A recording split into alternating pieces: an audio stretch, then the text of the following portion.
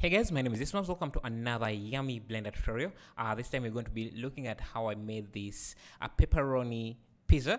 Mostly examining how I did the materials and the texturing of the crust and maybe, yeah, the cheese and everything. If you select this, you can see it's a network. It's even freezing up the machine. Let me see. Yeah, it's quite a large network of nodes.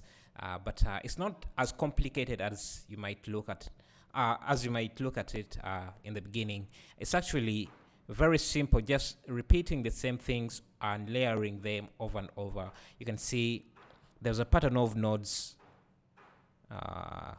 Okay, I didn't mean to do that. Let's wait for this to render again. No, that's not how it's supposed to be. I think this is point.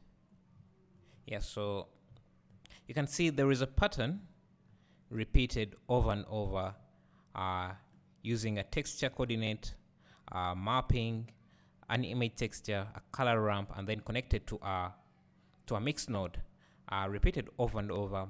Maybe you can see a few changes where I'm using a different node. But it's simply the same thing, layering the same nodes using an image, a mix RGB node. So let's do that and see how we achieved this effect. And guess what I should do is collect all the textures into the blend file so that I can easily access them because they are in different folders. So let me first do that. External data, pack into blend file, 13 images. Let's unpack them again so that they're packed. External data, file, external data, unpack, create a new folder. Okay, so they are supposed to be placed in the same folder now so that we can easily access them. So where is that? Pizza. So they are all the textures I used are here. Some are actually just reference images and HDRI images, but the main textures I use are these here. These, I think 3 textures only, this and this and this. And for the tomatoes, I used this one here. So let's see. Let me just duplicate one pizza here, put it at the side, and remove this material. And I think I should also isolate this.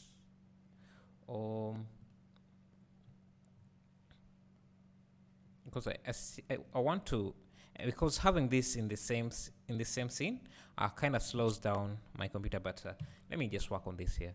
So the first thing you have to do is make sure that you have this UV unwrapped. So let's go back. You can see the UVs are very simple. Just mark 2 seams. Let me go back to the shading. Make sure this is recording. Perfect. So you can see I just added 2 seams. It's actually 1 seam that goes around so that I can subdivide the top part from the bottom part. And then what I did, I add a new material.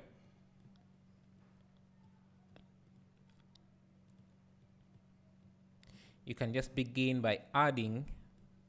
I began with using this texture here, connected it to the color node. You can see this is what we have. Very simple and basic. So then I added a mix color node.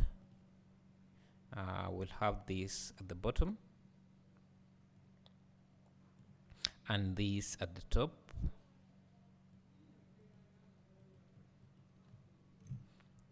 So you can see this looks like this, and this looks like this. And I want to mix the way I mixed these two so that they are a bit varied. Some spots having this texture and then others having this crust texture. Is I used a noise texture, so noise. So this is like this. Mixed it. I used a color ramp to make it black and white, and also give it a bit of contrast in different areas.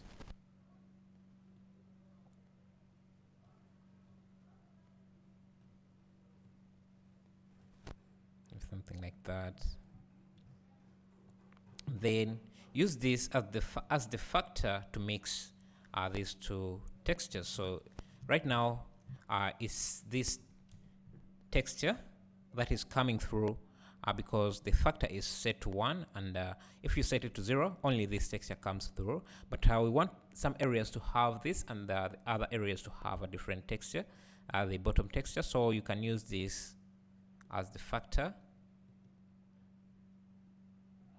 Just need to give it a moment, and you can see we have something like that. And you can use this color ramp to determine how much of any of the textures you want to come through. So I think this looks more fresh, and this here looks a bit maybe burnt out or something. So but I think a good mix is around here. So we have that. What I also did is I used the new ambient occlusion node to add some kind of dark spots in the pizza. So input ambient occlusion, and right now you can see this is how it looks. You barely even see the effect, but so what I did, make sure that is set to ambient occlusion to samples here. I don't know, this distance doesn't seem to work yet. I don't know why. Maybe I'm using it wrong, but it's not working. Maybe it's a bug, or they haven't added support for that. But what I do to make the ambient occlusion to get more pronounced, or to come out more, I add math node, convert math node, and you can play with the power setting.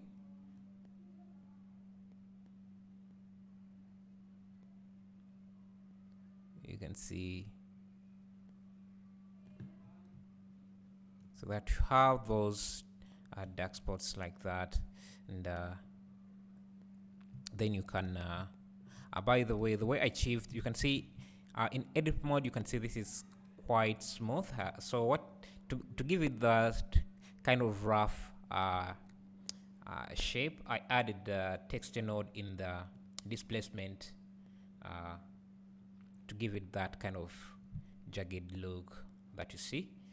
Then again, what I did to mix this with this here, I just use another mix node. So I will push this to the side here, and again, I guess you can also use a color map here.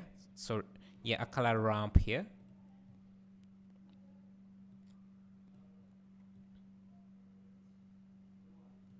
To control contrast of those dark spots, and you can add then a mix color node. Make sure the ambient occlusion is down at the bottom. Now bring everything from here and mix it like so, but change the blending mode. Make sure this is full, and then change the blending mode to multiply. Let's wait for the shader to calculate. So you can see the spots there. So you just reduce the factor to reduce how much you want that to come out. So you can layer more textures on this. So maybe I have this other texture here, so let me bring that in. See, this is how it looks. And again, I can use the same technique to mix. So I will just copy this, Shift D, and then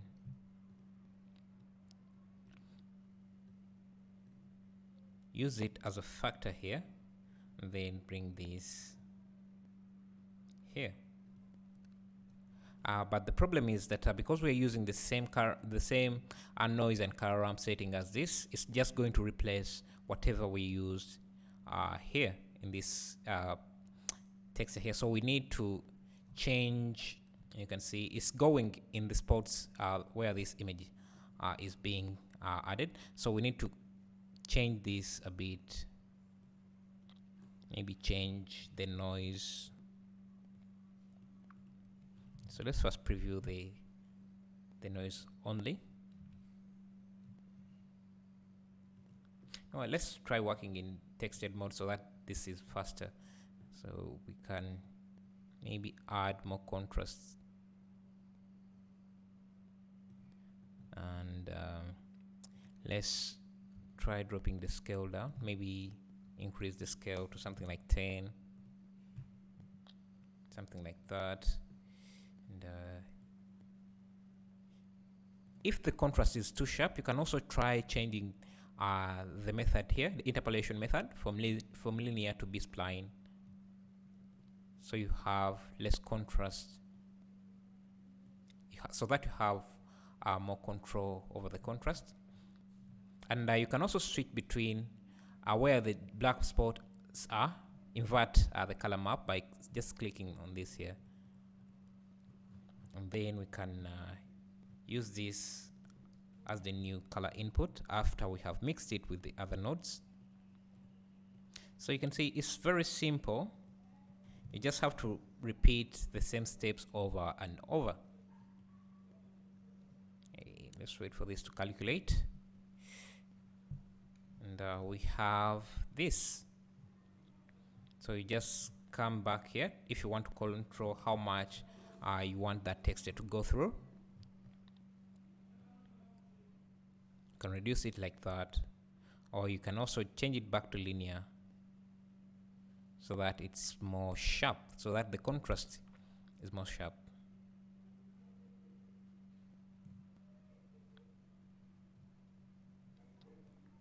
Let's try constant here and see how it looks.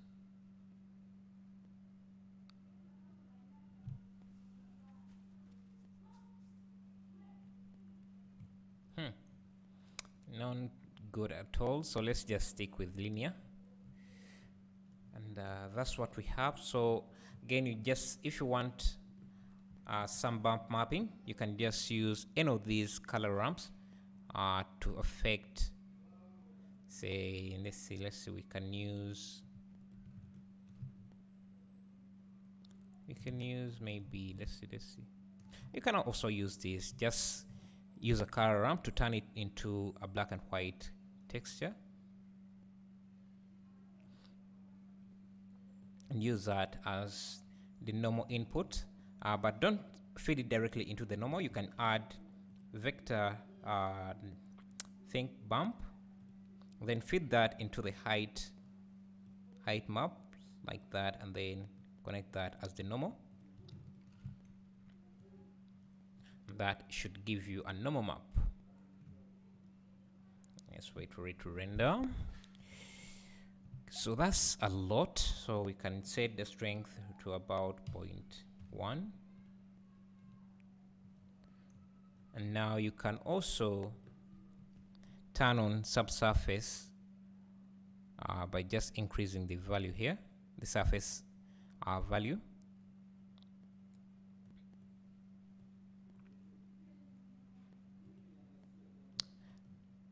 Now, when you do that, the color of your pizza will look different because it would the subsurface will be affected by the surface color you see here. So if you want your texture to come through, you have to use the color texture as the surface color. And also, if you are in Blender EV, make sure that you can see this is what we have. If you're in Blender EV, make sure that you turn on subsurface. Let me first turn off depth of field, some of these effects, because they're slowing down my workflow. Make sure you have subsurface turned on here in the render settings. Make sure this is recording. Okay. And if you look at the original pizza here, I think I did it on this one here.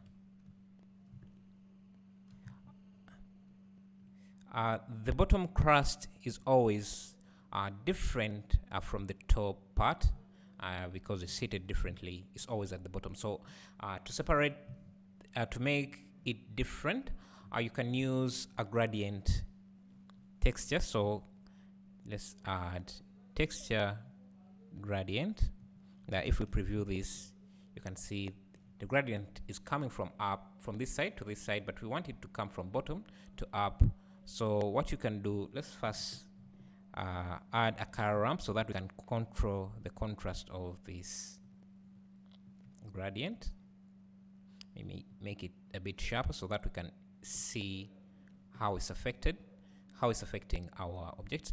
So to flip this around, you can hit Ctrl T to add texture mapping, texture coordinate mapping, and you can rotate this. You can use the rotation. Let me see. Yeah, the rotation here to rotate the gradient. You can see now the gradient is coming from down to bottom, from bottom to up, and you can see it grows like that. But the contrast is a bit sharp here, so we can change the interpolation method here from linear to maybe, let's try cardinal, or let's try B-spline, something like that, and then we can have something like that. So the bottom part will have a different material and than the top part. So you can either create a totally different material, a different node setup for the crust, for the bottom crust, and mix it. So what you would have, let's say, I don't want to duplicate this material because it would really slow down my computer, but let me see what we will do. So let's move this up here so we can have some space. So you can simply duplicate this material, Shift D, like that, and then add a shader, mix shader like this. Then make sure this is the one connected, and then bring this to the bottom like that. Okay, and this is going to be used as our factor. So this input here will be our factor, like that. So we just need this to render first. We don't see any difference because the materials we just copied directly. So what we can do is start editing this bottom part. Maybe we can remove, what did we, so we don't need the subsurface on the bottom part because it's more hard than the top crust. So we can remove the subsurface, and this also.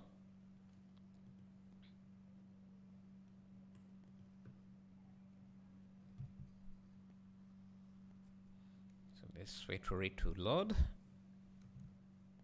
Still, we don't really see any difference yet, so we need to change these textures a bit. So let's see if we let's also remove, you know what, you will do that part yourself. Let me just show you how this is working. You will do the setup, the node setup yourself. So I just want to show you how this looks.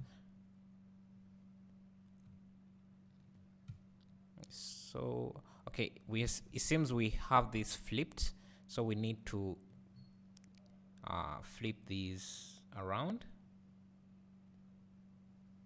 so that the bottom crust material is the one that is at the top here, and you can see, so you can see the bottom material. So let's maybe change this to red like this, so that, and give this material more contrast.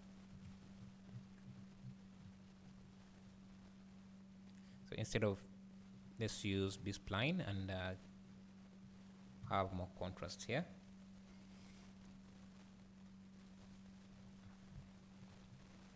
So if you want this to be less, you just move this like that. So the crust would have the any material you add here. So you can add, let's say, let's say, assume this is the texture you have for the crust.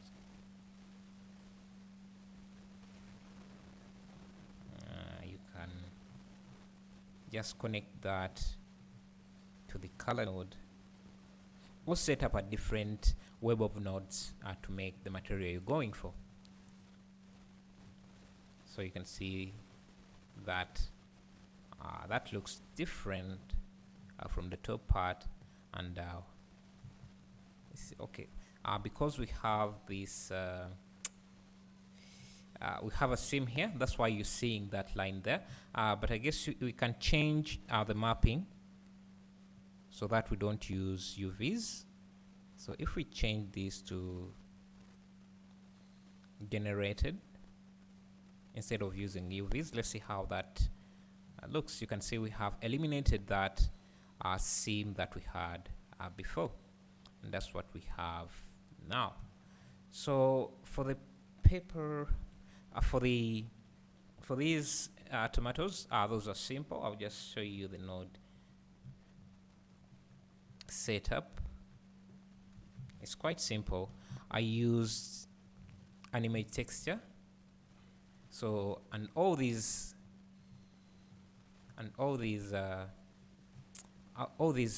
tomatoes are UV unwrapped. You can see, and they all take a shade, take their textures from these. Let me select all of these so that you can see what texture they are using. You can see each of them is using a different sample of those textures. And so if you go back to the shading, I added some subsurface scattering, and I used the texture for the bump mapping, displacement, and the roughness as well, and that's how I managed to get that. For this makes it look rotten a bit. So if you go to the, let's go to the shading. This was also simple. I just used the same texture, this texture here, and mixed it with a color node because I didn't want it to be as powerful as the crust. So I just wanted it to give it some variance in the cheese. So fed that in the subsurface and the base color, and then mixed it with a translucent shader. I don't think this really does. Oh, it doesn't do that much because of the subsurface scattering is enough for to do the translucent part here. So yeah, that's how I made this pizza. The modeling is really basic. It's just a circle extruded a few times, then added subsurface, and then a displacement modifier, and that's it. Same with the onions. Sorry, the tomatoes. Yes, thank you for watching. Make sure to leave a like, subscribe, and I'll see you in the next video.